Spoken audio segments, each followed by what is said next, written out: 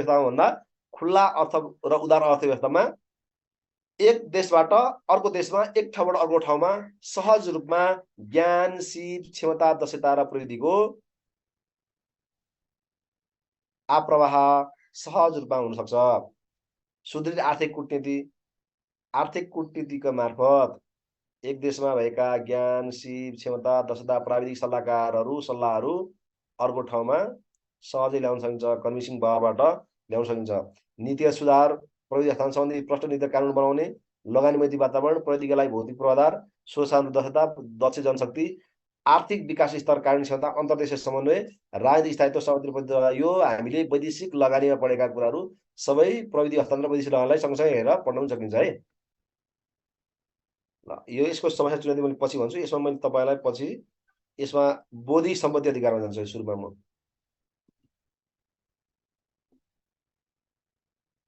ठिक छ, प्रविधि हस्तान्तरण भनेको बुझ्दै हुनुहुन्छ। प्रविधिको हस्तान्तरण, प्रविधि भनेको के हो, यसको हस्तान्तरण एक देशबाट अर्को देशमा कसरी गर्न सकिन्छ भन्ने कुराहरू हामीले हेर्दैछौँ।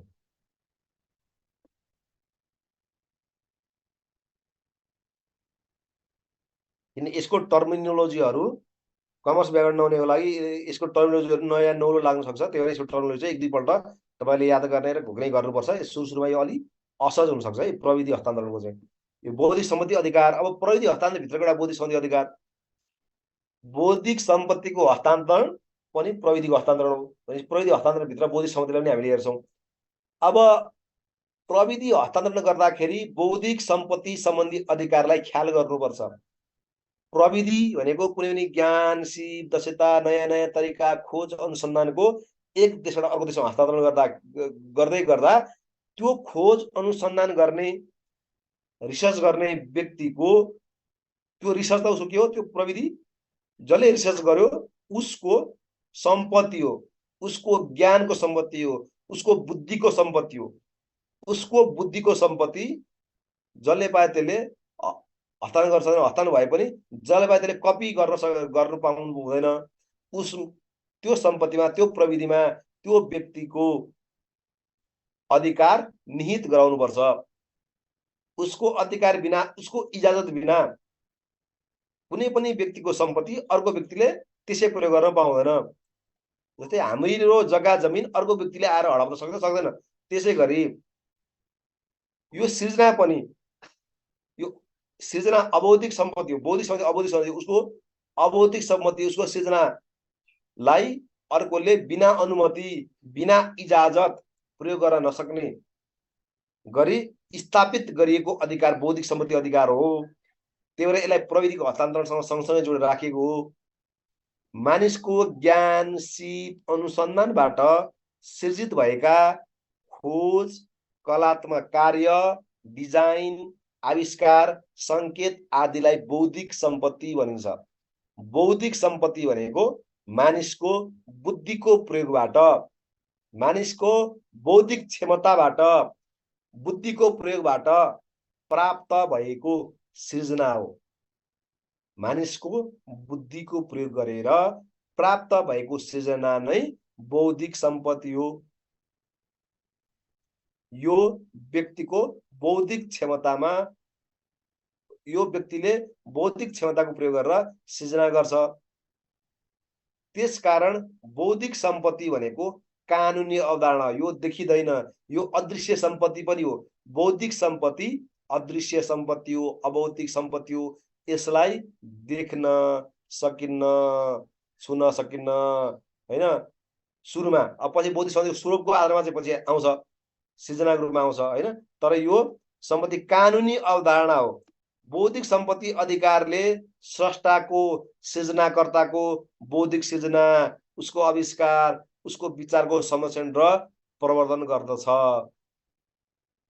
बौद्धिक सम्पत्ति भनेको मानिसको बुद्धिको क्षमता प्रयोग गरेर सृजना गरिएको सम्पत्ति नै बौद्धिक सम्पत्ति हो भन्न बुझ्नुपर्छ। बौद्धिक सम्पत्ति यो इङ्ग्लिसमा इन्टेलेक्चुअल प्रोपर्टी राइट, बौद्धिक सम्पत्ति सम्बन्धी अधिकार संरक्षण तथा व्यवस्थापनका लागि सन् 1976 मा ओल्ड इन्टेलेक्चुअल प्रोपर्टी अर्गनाइजेसन विपोको स्थापना भएको छ। विश्वमै बौद्धिक सम्पत्तिको संरक्षण गर्नको लागि विपोको स्थापना सन् 1976 मा भएको छ। यसले मानिसको सृजना, अन्वेषण, ज्ञान, विचार, सिपको संरक्षण गर्छ र मानिसलाई सृजनशील बनाउन सहयोग गर्दछ। बौद्धिक सम्पत्तिको प्रकार, बौद्धिक सम्पत्तिलाई चाहिँ धेरै किसिम हुन्छन्। मानिसको सृजना गरेर आउने चिज बौद्धिक सम्पत्ति हो। त्यो सम्पत्ति चाहिँ कुनै पनि खोज, कलात्मक कार्य, डिजाइन, आविष्कार, नयाँ सृजना, लेख रचनाहरू, विभिन्न सङ्केतहरू, मानिसको दिमागले सृजना गरेका कुराहरू बौद्धिक सम्पत्तिहरू। यसलाई चाहिँ 2टा खण्डमा विभाजन गरेर हेर्ने गरिन्छ। पहिलो भनेको प्रतिलिपि अधिकार। प्रतिलिपि भने अर्को भनेको औद्योगिक सृजना, औद्योगिक सम्पत्ति। बौद्धिक सम्पत्ति 2टा अधिकार पर्छन्। एउटा प्रतिलिपि। प्रतिलिपि अधिकारले चाहिँ के जनाउँछ भने प्रतिलिपि अधिकार भनेको व्यक्तिको सिप, कला, ज्ञान, हस्तलिखित ग्रन्थ जस्ता विषयहरूसँग सम्बन्धित विषय नै प्रतिलिपि हुन्। त्यसमा ती सर्जकको सिप, कला, ज्ञान र हस्तलिखित ग्रन्थहरूको अधिकार प्रतिलिपि अधिकार हो। यसमा लेखकको, कुनै हस्तलिखित ग्रन्थमा लेखकको, सिप कला सर्जकहरूमा सर्जक अनुसन्धानकर्ताको अधिकार एवं स्वामित्व कानुनद्वारा संरक्षित गरिएको हुन्छ। उदाहरणको लागि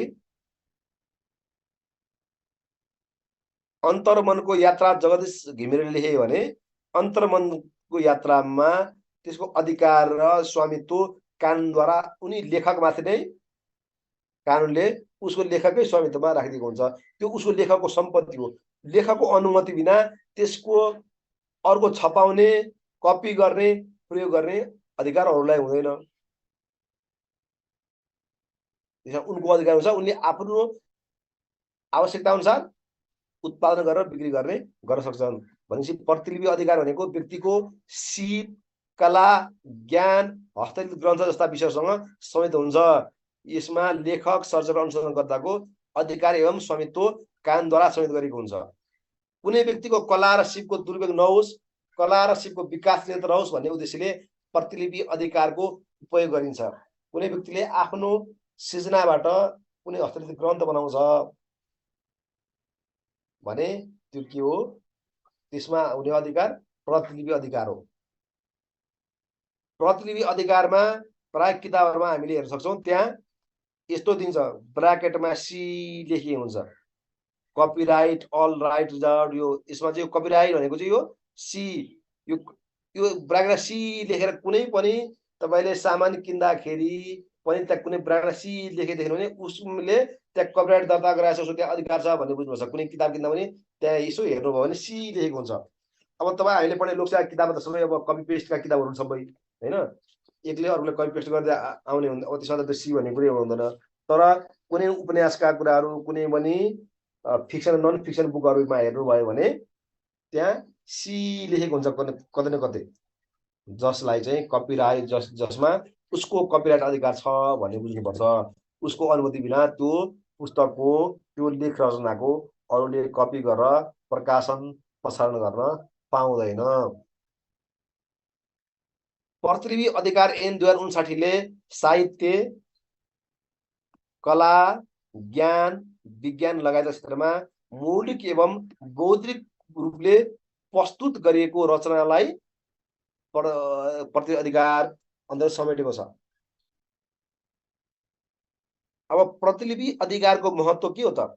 स्रष्टाको बौद्धिक रचनाको संरक्षण र प्रवर्धनमा सहयोग गर्ने, सर्जकको सृजनशीलतामा सहयोग गर्ने, कला, ज्ञान, विज्ञान, संस्कृतिका विविध क्षेत्रमा नवीन आविष्कारको वातावरण बनाउने, स्रष्टाको मनोबल उच्च बनाउने, समग्र आर्थिक, सामाजिक, व्यावसायिक, सांस्कृतिक, नैतिक आदि क्षेत्रको विकास गरी मुलुकको समृद्धिमा योगदान पुर्याउने।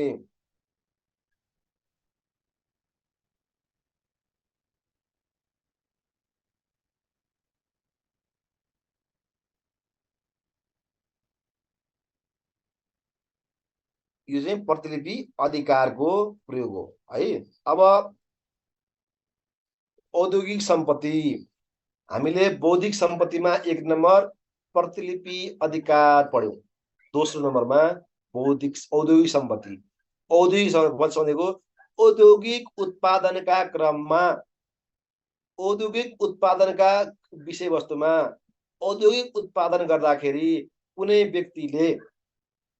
व्यक्तिको सृजना, रिसर्च, इनोभेसनको प्रयोग गरिन्छ भने त्यो औद्योगिक सम्पत्तिमा पर्छ हैन। औद्योगिक सम्पत्ति अन्तर्गत जस्तै ट्रेडमार्क अघि हामी कुरा गर्यौं, उद्योगले उत्पादन गरेका निश्चित वस्तु तथा सेवा आम जनताले सरल, सहज र सुलभ रूपमा विश्वासका साथ उपयोग गर्न सकुन् भन्ने र अन्य वस्तु वा सेवाभन्दा पृथक देखाउने, आफ्नो वस्तु र सेवामा विश्वसनीयता बढाउनको लागि अरूभन्दा पृथक देखाउने र आफूले उत्पादन गरेको वस्तुमा आफ्नो अग्राधिकार, आफ्नो अधिकार कायम गराउने र त्यो आफूले उत्पादन गरेको वस्तु अरूले उपयोग गर्न नसकुन् भनेर छुट्टै सुरुको बनाउनको लागि प्रयोग गर्ने आफ्नो छुट्टै मौलिक चिन्ह, शब्द, संकेत वा तिनको संयोजनलाई ट्रेडमार्क भनिन्छ। जस्तै कोका कोलामा के लेखियो, कोका कोला भन्ने लोगो सहितको, अब विशेष लोगो सहित कोका कोला लेख्यो भने अर्को कसैले लोगो दिन सक्छन् हैन, एन भन्ने लोगो दिन्छन् हैन, कसैले टी दिन्छन्, टाटा लेखेर कसैले टाटा, ए पनि टाटाको ए हो नि त, ए को फरक स्वरूप हुन्छ। उसले अर्को भन्दा फरक देखाउन लागि अब छुट्टै सृजनाबाट लोगो बनायो, संकेत बनायो, चिन्ह राख्यो अथवा त्यहाँ कुनै शब्द राख्यो भने त्यो शब्द उसले दर्ता औद्योगिक विभागमा दर्ता गरेपछि त्यही सेम कुरा अरूले प्रयोग गर्न पाउँदैन, त्यसमा उसको ट्रेडमार्क अधिकार हुन्छ र त्यो ट्रेडमार्कको प्रयोग चोरी अरूले गर्न सक्दैनन्। पेटेन्टलाई कुनै आविष्कारलाई राज्यद्वारा दिने एकाधिकार रूपमा चिनिन्छ। पेटेन्ट डिजाइन ट्रेडमार्क 2022 अनुसार कुनै पदार्थ वा पदार्थको समूहको बनावट, सञ्चालन वा तथा नयाँ उपाय वा तरिका सम्बन्धी कुनै सिद्धान्त वा फर्मुलाद्वारा पत्ता लगाएको कुनै उपयोगी आविष्कारलाई पेटेन्ट भनिन्छ। यो हामीले माथि पढाएको छौँ है।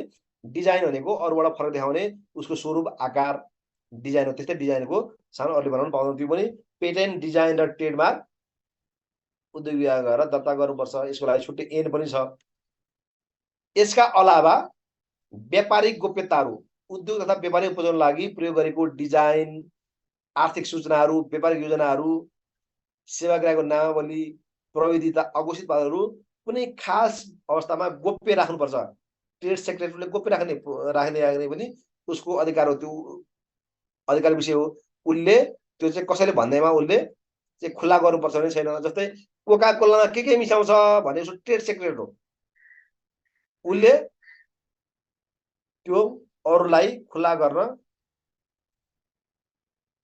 चाह्यो भने खुला नगरी हुन्छ। उसको त्यो सेक्रेट, ट्रेड सेक्रेटहरू, व्यापारिक गोप्यताहरू, उसको कति ग्राहक छन् कोका कोलाको अथवा चौधरी ग्रुपको, वाइवाई चाउचाउको नेपालमा कति संख्याले प्रयोग गरे भनेर कसैले सूचना माग्यो, मलाई सूचना चाहिन्छ, पास चाहिन्छ भने उसले त्यो सूचना गोप्य राख्न सक्छ। त्यसको गोप्यता विषय हो, किनभने त्यो सूचनाबाट अर्को प्रतिस्पर्धीले चाहिँ खेल्न सक्छ। उसको कुन ग्राहक पुग्छ, उसको डिलरहरू को हुन् भन्ने कुराहरू लगायतका केही विषयवस्तुहरू उसको सेक्रेट हुन्छन्। ट्रेड सेक्रेट भनेको त्यो व्यापारिक गोप्यता। एकीकृत सर्टिफिकेट कुनै पनि, यो चाहिँ यो पनि एक प्रकार डिजाइन हो। यो विद्युत तथा इलेक्ट्रिक सामानमा हुने प्रयोग हुने चिप्सका डिजाइनहरू, जस्तै कुनै पनि कम्प्युटरको बनाउँदाखेरि फरक त्यहाँ भित्र प्रयोग हुने चिप्सको चोइड नलिकन त्यसको युनिफाइड रूपमा चाहिँ डिजाइन लियो भने त्यो चाहिँ एकीकृत सर्टिफिकेट भित्र पर्छन्। उपयोगी नमुना, कुनै उपयोगी आविष्कारलाई निश्चित समय तोकी ज्ञान, क्षमता, सिप र प्रदर्शन गर्न दिने अवसर नै ज्ञान हो। अब यहाँ यो एउटा कोका कोलाको एउटा फोटो छ, यसमा हेर्नु त, ट्रेडमार्क, यहाँ कोका कोला लेखेको जुन छ त्यो ट्रेडमार्क हो।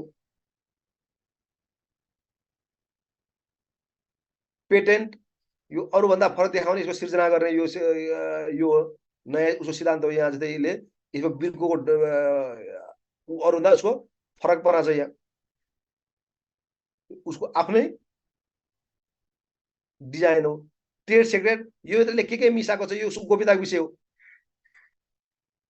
अब डिजाइन भनेको यो बोतलको डिजाइनको कुरा हो। ठ्याक्कै यही कोका कोलाको बोतल जस्तै अर्कोले यही बोतल उत्पादन गर्न पाउँदैन हैन। अब कपिराइट भनेको यदि कोका कोलाको सृजना उसले सुरुमा गरेको छ हैन, अब यसको अन्वेषण गरेको छ भने कोका कोलाको अन्वेषणको कपिराइट चाहिँ को कम्पनी हुन्छ। निजी समयसम्म उसको अनुमति बिना अरूले प्रयोग गर्न पाउँदैन।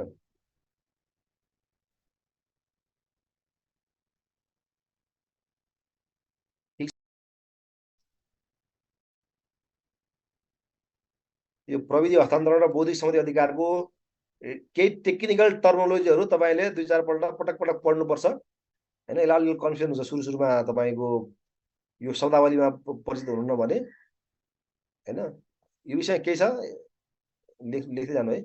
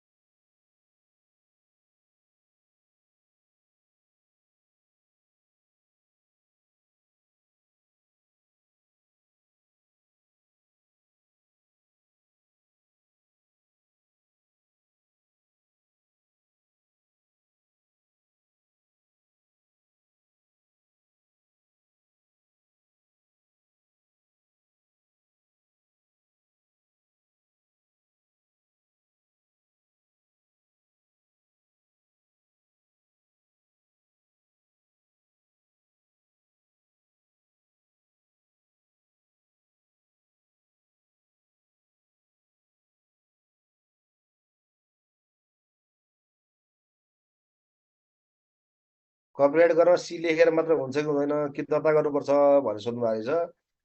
प्रतिलिपि अधिकारको लागि दर्ता अनिवार्य छैन। प्रतिलिपि अधिकार 2059 ले चाहिँ त्यो दफा 5 भन्छ प्रतिलिपि अधिकारको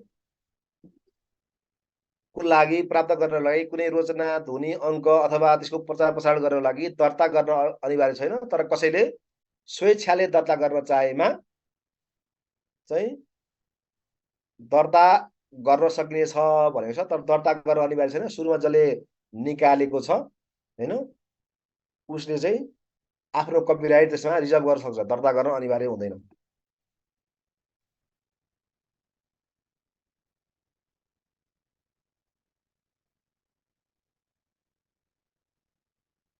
स्लाइड मैले पठाइदिन्छु इन्स्टिट्युटमा हैन। माथिबाट यो पढिसकेपछि फेरि तपाईँले हेरेर जानिहाल्नुहुन्छ।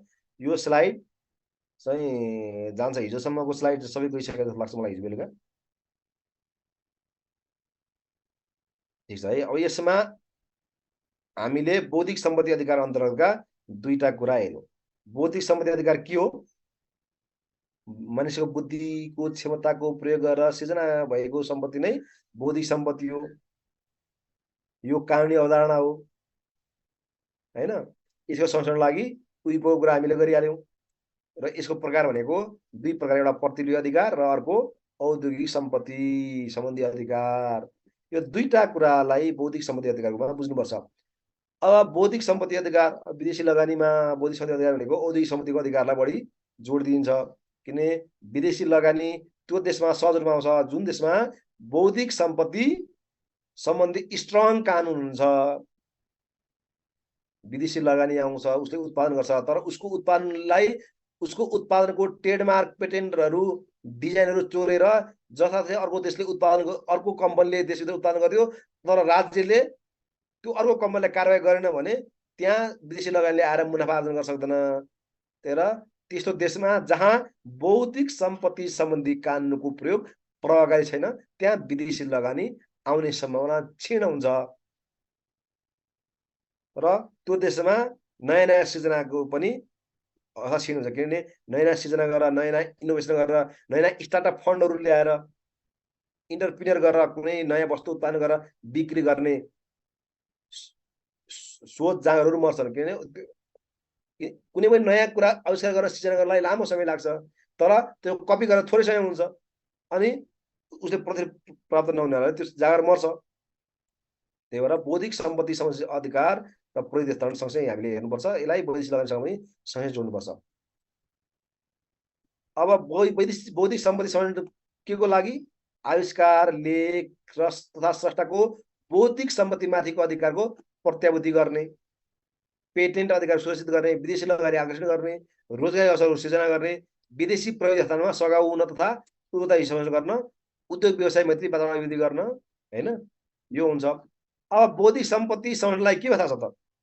बौद्धिक सम्पत्ति संरक्षणको लागि नेपालको संविधानको धारा 25 मा मौलिक हककै रूपमा व्यवस्था गरेको छ।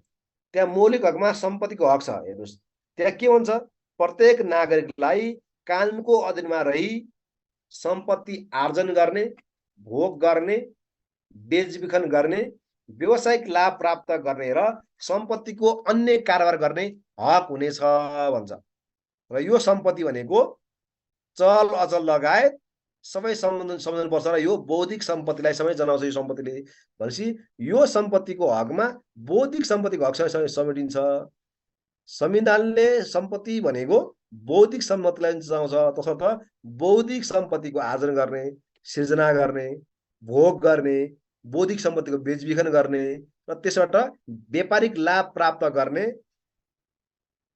र कारोबार गर्ने हक मौलिक हकको रूपमा नेपालको संविधानले राखेको छ। बौद्धिक सम्पत्तिको संरक्षण गर्ने, बौद्धिक सम्पत्ति जसको उसले आफ्नो भोग गर्ने, उसको बेचबिखन गर्ने। कसैको कपिराइट उसले अर्कोलाई बेचबिखन गर्न सक्छ, उसले त्यही वस्तुको उत्पादन अर्को वस्तुलाई, जस्तै नेपालको केएफसीले विदेशी केएफसीसँग सम्झौता गरेर केएफसीको फ्रेन्चाइज मात्रै उसले किनेको छ। उसले हरेक वर्ष त्यो केएफसीलाई रोयल्टी प्रदान गर्छ। त्यो केएफसी को brand use, patent, trademark use गर्ने बापत उसले हरेक वर्ष मूल केएफसी, मूल कम्पनीलाई उसले रोयल्टीको रूपमा रकम पठाउँछ, पे गर्छ। त्यही भएर बौद्धिक सम्पत्तिको पनि बिक्री वितरण हुन्छ।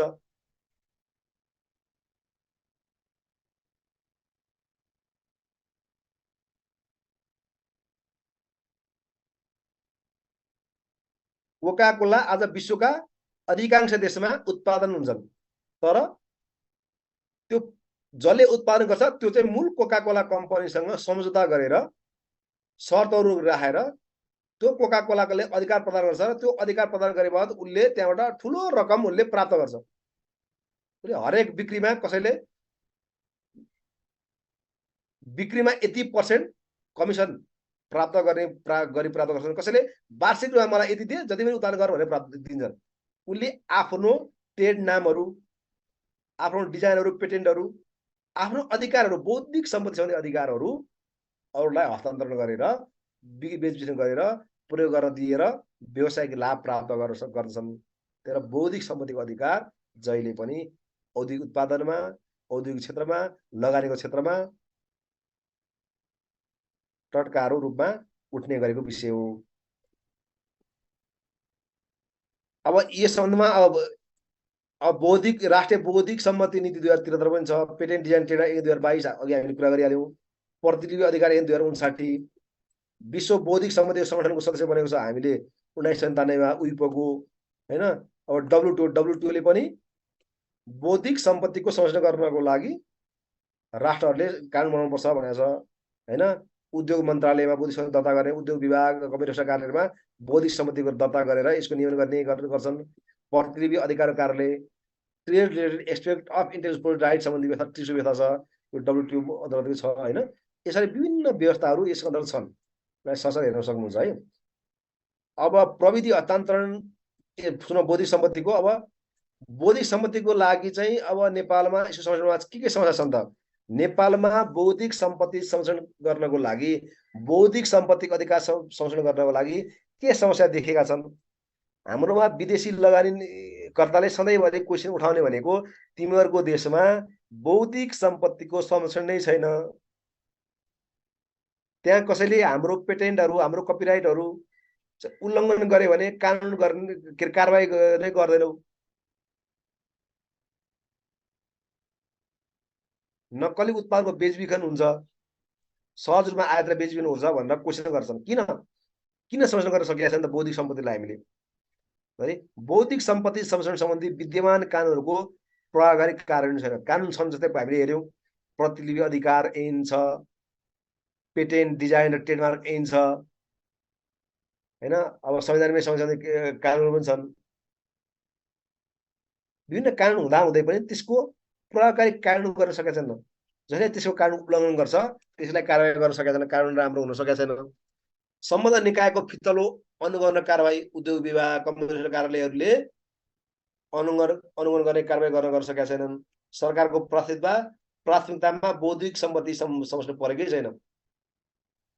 नवीन खोज आविष्कार अनुसन्धानमा सरकारको न्यून लगानी छ। बौद्धिक सम्पत्तिको अधिकार सिर्जना गर्नको लागि त सुरुमा खोज आविष्कार अनुसन्धान गर्नुपर्छ।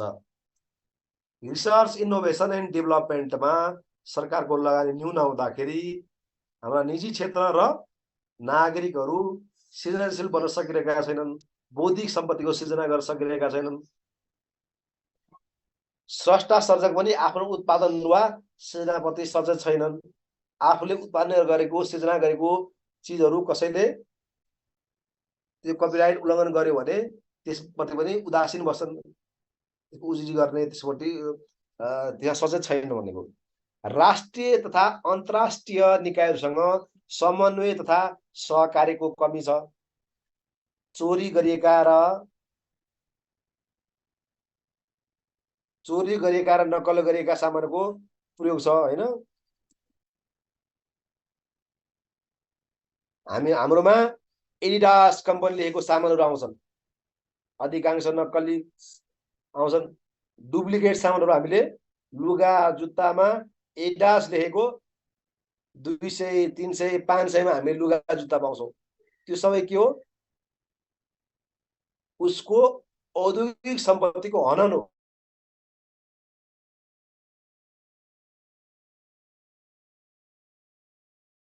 मूल एडिडास कम्पनीको। तर इजी रूपमा प्रयोग गर्छौँ, वास्ता गर्दैनौँ। हाम्रा निकायले पनि त्यसलाई ख्याल गर्दैनन् हैन।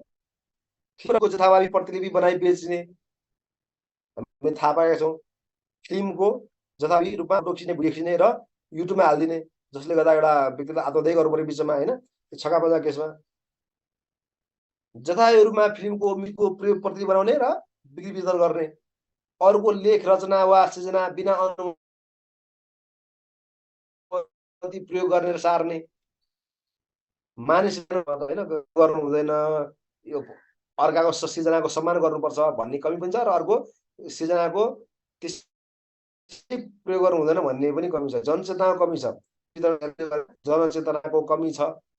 तालिम अध्ययन पर्याप्त बजेट छैन, स्रोत साधनको कमी छ, जसले गर्दाखेरि रिसर्चमा इनोभेसन हामी लगानी गर्न सकेका छैनौँ।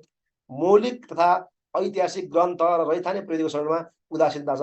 यी लगायत हामीले जति औद्योगिक सम्पत्ति र प्रतिलिपि अधिकार जस्ता बौद्धिक सम्पत्तिको संरक्षण गर्नु पर्थ्यो, ती सम्पत्तिको सृजना, संरक्षण, प्रयोग र हस्तान्तरण सबै प्रक्रियामा चाहिँ हाम्रो कमजोरी छ।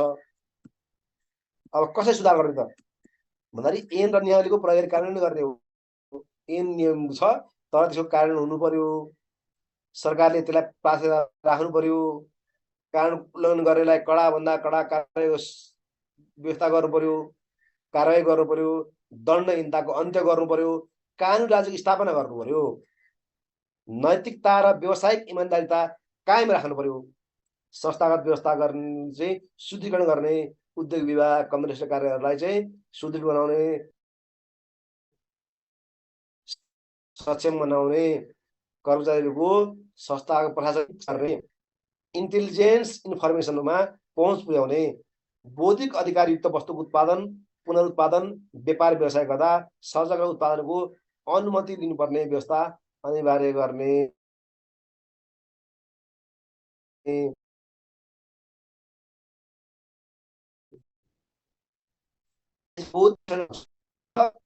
यो बौद्धिक सम्पत्ति भयो। अब हाम्रोमा बौद्धिक सम्पत्ति, किन हामीले प्रविधिको हस्तान्तरण भनेको बौद्धिक सम्पत्तिको हस्तान्तरण भनेको हामीले अघि भनेको छौँ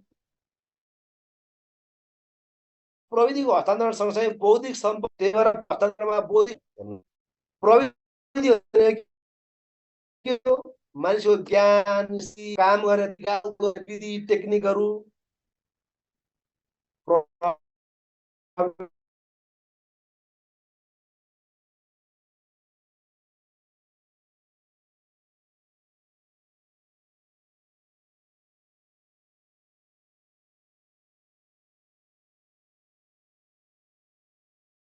पनि विषय पढ्दाखेरि त्यो विषयको कन्सेप्ट र त्यो विषयमा हुने कम्पोनेन्टहरू बुझ्यौँ भने सरल रूपमा लेख्यो, जति सिम्पल लेख्यो त्यति राम्रो हुन्छ। हामीले राम्रा राम्रा उपन्यास पढ्यौँ भने, विश्वकै राम्रा राम्रा उपन्यास पढ्यौँ भने सरल भाषा हुँदैन, अङ्ग्रेजी पनि सरल अङ्ग्रेजी हुन्छ। जति सरल भयो त्यति राइटिङ उत्कृष्ट हुन्छ। राइटिङलाई कहिले पनि क्लिष्ट बनाउनु हुँदैन। तपाईँले बुझेको भाषा र अरूलाई पनि बुझाउने हुन्छ। तपाईँले परीक्षकले केही पनि बुझाएको छैनन्, उसलाई मैले बुझाउँछु भनेर लेख्नुपर्छ। यो प्रश्न उत्तर गर्न सकिन्छ?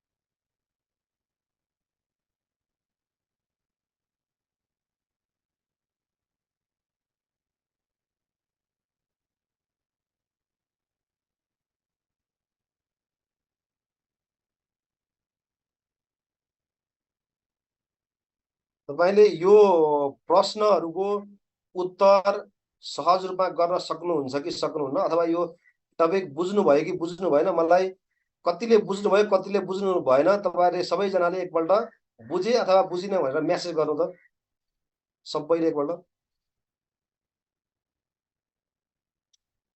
तपाईँको बुझाइको स्तर कस्तो रह्यो फिडब्याकको लागि पनि हो, मेसेज गर्नु होला। लेख्न अल्छी नगर्नु होला, किनभने अब मैले आफ्नो ढङ्गले यो वान वे क्लास हुन्छ, अनलाइन पढाइरहेको हुन्छु।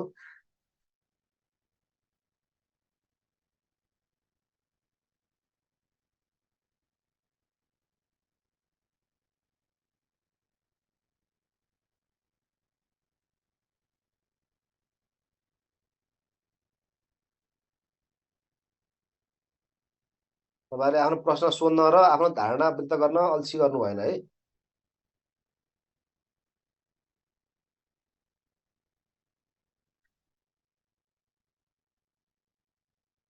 एकजना साथी एकदम राम्रो लेख्नु भएछ, बुझे बुझे जस्तो लाग्छ, लेख्दा नसकिने हुन्छ। यो सबैभन्दा समस्या यो, तर बुझे जस्तो लाग्यो भने सुरुमा बसेर तपाईँले कपी बन्द गरेर लेख्न थाल्नुपर्छ। अनि लेख्न सक्ने फेरि पढ्ने, त्यो तपाईँ लेख्न सक्नु भने फेरि पढ्ने, दिएको हेन्डआउट अथवा किताब पढ्ने अनि फेरि लेख्नु बस्नुपर्छ। किनभने एकैपल्ट सुरुमा पढ्ने बित्तिकै तपाईँले 3-4 लाइन लेख्नु नै सबभन्दा ठुलो कुरो। मैले पटक सुरुमा पढ्ने बित्तिकै लेख्न बस्दाखेरि हातै सर्दैन, लेख्नै आउँदैन। अब म यसको उत्तर पनि तपाईँलाई सर भनिदिन्छु है। नोट म पढाइन्छु। हिजो अस्ति चाहिँ म आफै नभएर अलि उ थियो, मैले हिजोसम्मको नोट चाहिँ मैले बेलुका आएर पठाएको छु होइन।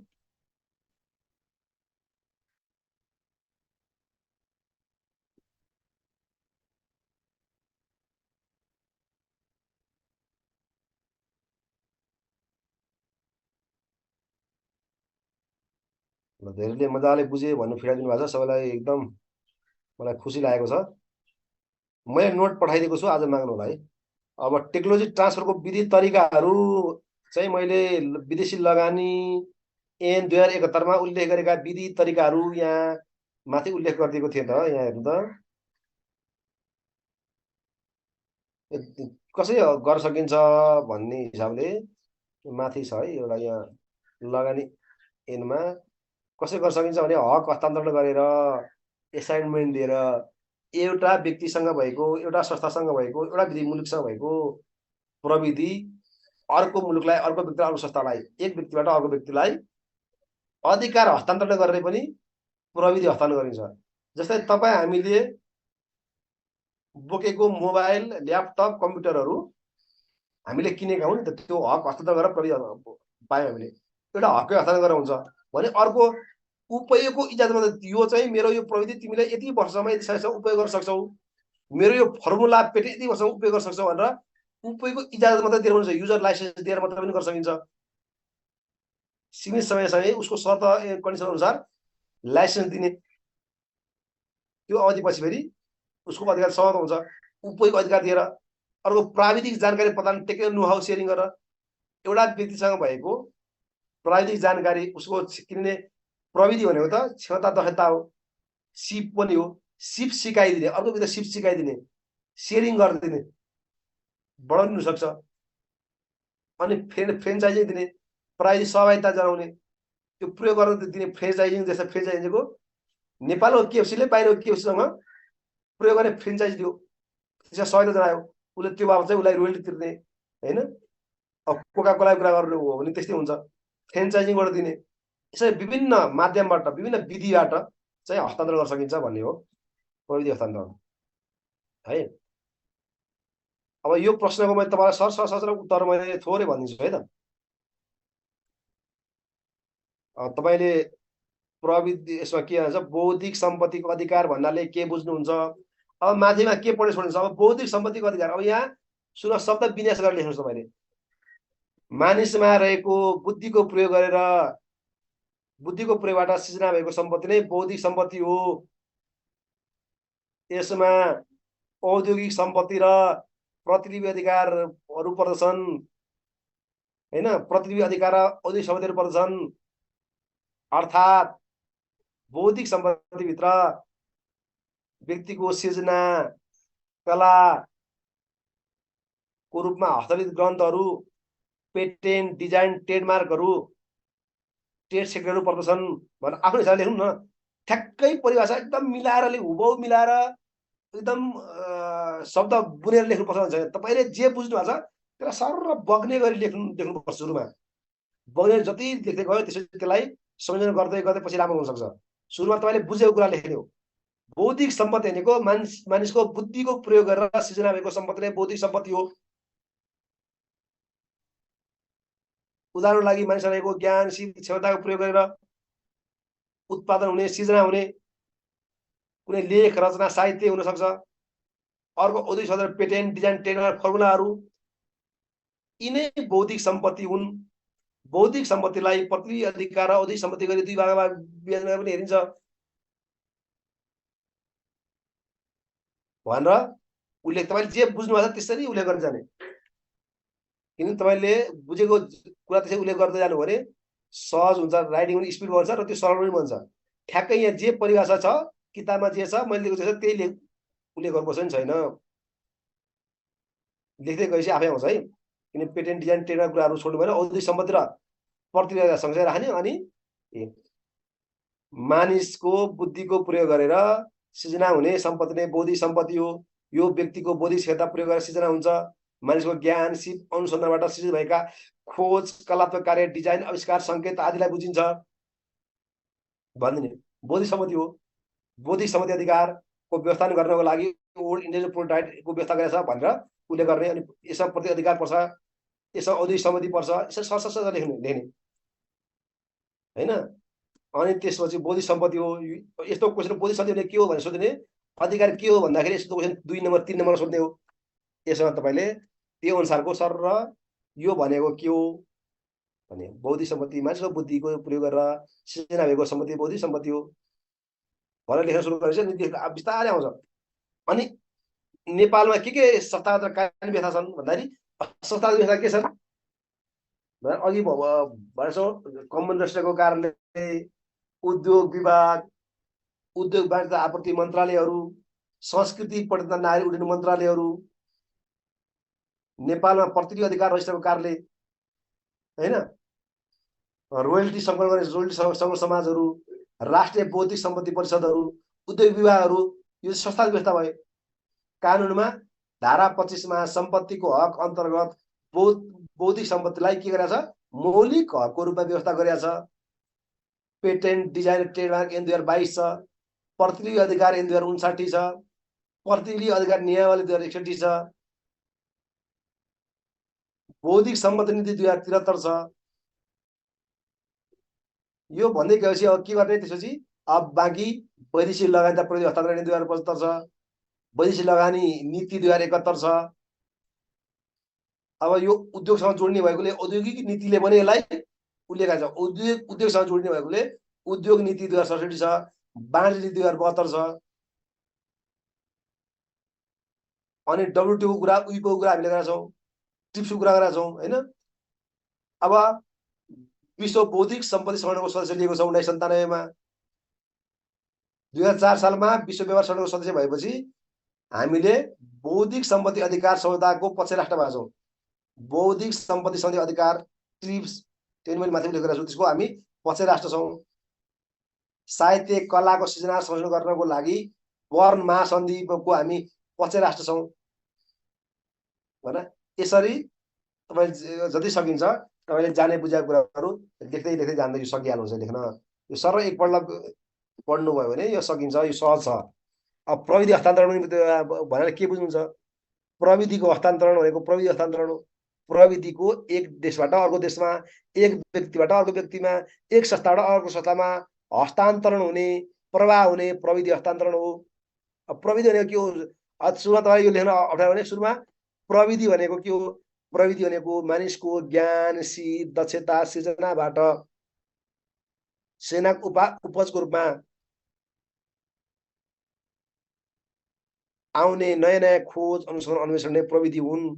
यसको उपजको रूपमा मेसिन, औजार, कम्प्युटर, सफ्टवेयरको विकास गरिएको हुन्छ। यो पनि के हो? मानिसको बुद्धि विवेकको उपज हो। यसको यो मानिसको बुद्धि विवेकको उपजको रूपमा रहेको प्रविधिको एक देशबाट अर्को देशमा, एक ठाउँबाट अर्को ठाउँमा, एक व्यक्तिबाट अर्को व्यक्तिमा हस्तान्तरण गर्ने प्रक्रिया नै प्रविधि हस्तान्तरण हो भन्ने सुरुमा तपाईँले लेख्दाखेरि। अनि पछि तपाईँले अलिकति याद गर्नुपर्छ, त्यो हाम्रो विदेशी लगानीदार प्रविधि हस्तान्तरण ऐन 2075 को जुन परिभाषा छ, त्यो सर विदेशी लगानीदार प्रविधि हस्तान्तरण ऐन 2075 ले प्रविधि हस्तान्तरणलाई न्याय बमोजिम परिभाषा गरेको छ भन्ने जे छ त्यो उल्लेख गरिदिने। प्रविधि हस्तान्तरणले विकासमा कसरी सहयोग गर्छ? प्रविधिको हस्तान्तरण भयो भने मुलुकमा, होइन, लगानी बढ्छ, औद्योगिक उत्पादन वृद्धि हुन्छ, उत्पादन वृद्धि हुन्छ, उत्पादन वृद्धि चाहिँ रोजगार सृजना हुन्छ, गरिबी न्यूनीकरण हुन्छ, मानिसको अनुसन्धान सृजनामा लगानी बढ्छ, अनुसन्धान सृजना गर्ने मानिसहरू तत्पर हुन्छन्, तयार हुन्छन्, अनुसन्धान सृजना गर्ने अनुसन्धानमूलक समाजको निर्माण हुन्छ, नलेज सेयरिङ सोसाइटीको निर्माण हुन्छ, र त्यसले गरिबी न्यूनीकरण, शिक्षा, स्वास्थ्यमा वृद्धि हुन्छ, कृषिको उपज बढ्छ, उत्पादन बढ्छ, एक ठाउँको विषयवस्तुहरू अरू ठाउँमा सहज प्राप्त हुन्छ, आयात प्रत्यावर्तन गर्न सहयोग हुन्छ, निर्यात प्रवर्धन गर्न निर्यात प्रवर्धनलाई सहजीकरण हुन्छ, व्यापार सहजीकरण हुन्छ, निषेध प्रवर्धन हुन्छ भनेर आर्थिक विकास सबै पक्षहरू त्यसपछि लेख्दै लेख्दै जाने। यसरी तपाईँले यी विषयहरूमा चाहिँ उल्लेख गर्न सक्नुहुन्छ। यसमा चाहिँ सरल रूपमा परिभाषा बुझ्यो भने प्रश्नहरू, कन्सेप्ट र कन्टेन्ट बुझेपछि हामीलाई सोधेका कुनै पनि प्रश्नहरू अहिलेसम्म गाह्रो छैनन् र गाह्रो आउँदैनन्।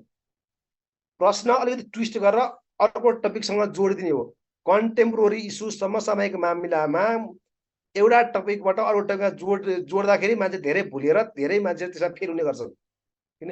प्रविधि हस्तान्तरण सोधेको छ तर प्रविधि हस्तान्तरण आर्थिक विकाससँग लगाएर जोडिदिन्छ, प्रविधि हस्तान्तरण लगाएर वैदेशिक लगानीसँग लगाएर जोडिदिन्छ। यसको कन्सेप्ट बुझेपछि त प्रविधि हस्तान्तरण के को लागि? प्रविधिको उपज उत्पादन त विकासका लागि, मानवीय विकास, आर्थिक विकास, सामाजिक विकासका लागि नै हो। यो सबै आर्थिक देशले कसरी सहयोग गर्छ देख्न सकिहालिन्छ। विदेशी लगानीबाट पुँजीका साथै प्रविधि आउँछ, प्रविधि पनि ल्याउँछ, प्रविधि हस्तान्तरण हुन्छ, प्रविधि हस्तान्तरण भएपछि उसको इन्टेलेक्चुअल प्रोपर्टी राइट सँगसँगै भएन विदेशी लगानी आउँदैन। यो विदेशी लगानीसँग सँगै जोडेर आउने विषय नै भइहाल्यो। र प्रविधि हस्तान्तरण र बौद्धिक हस्तान्तरण सम्पत्तिको अधिकार त सँगसँगै जाने कुरा, एकै सिक्का दुई पाटाकै रूपमा अगाडि बढ्छन्। हामीले यसरी उल्लेख गर्न सक्छौँ।